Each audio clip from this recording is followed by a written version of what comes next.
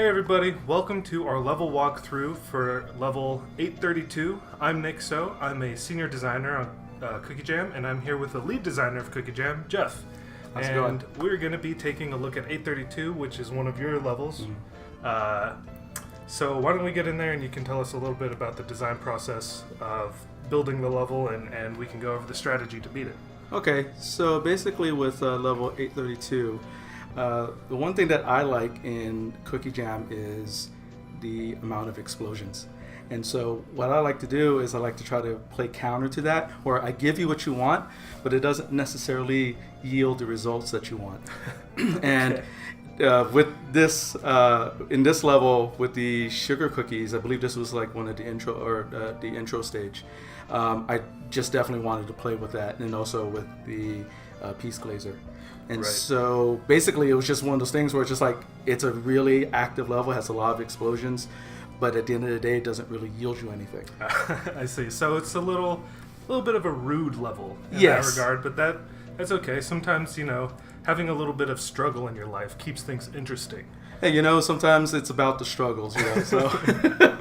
So it seems like, going back to the beginning of this level, the most important thing starting off is to really look for a good starting match, because those sugar cookies are going to change color. Mm-hmm. If you make a good large match against those early on, you're going to clear a large segment of the board. Yep, exactly. Right off the bat. Exactly. Because of the nature of the glazers, you want to try to get as many of those pieces out beforehand. So if you have really good matches in the middle of the board, that will then get you big, larger chains. That's the best way that you can go about it, for sure. And another thing to keep in mind with the glaze pieces is you should always try to match 3 glaze pieces together or 3 non-glaze pieces together, because if you mix and match them, only the ones that are non-glaze are going to get removed from the board or count towards removing waffles from the board. Yeah. And if you are going to have to, sometimes you have no other choice but to do mix and match, try to make sure that those matches then are the non-glazed pieces are over a waffle, because then those will break. Right.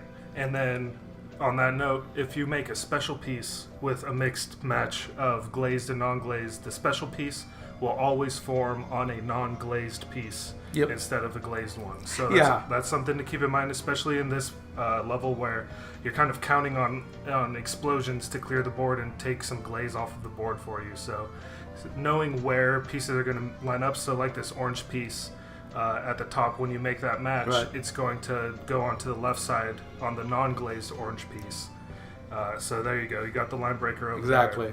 And it runs counter to what you would expect normally. Right. So that's actually a really great point to point out to everybody. And then another thing on this level that I noticed that seems like a little bit more of your rudeness is that color pie that seems like it's really important, but actually you shouldn't prioritize it unless there's a match already there for you to take. Exactly.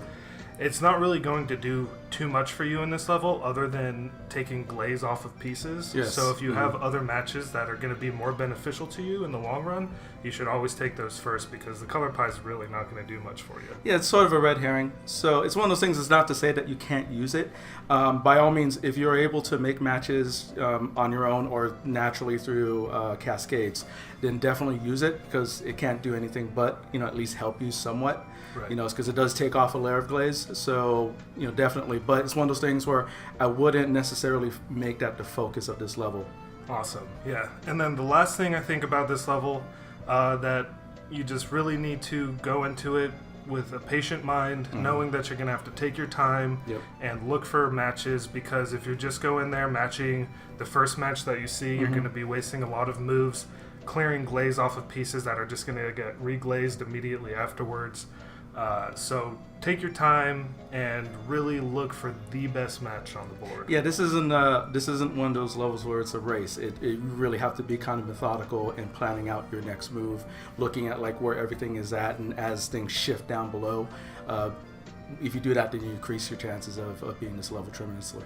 Awesome. All right, well, that's going to do it. Thank you for checking out this level walkthrough of level 832. Keep coming back to the Facebook page and check out our YouTube channel to see more videos like this. All right, thanks, Jeff. Thank you. All right, see you guys. Bye.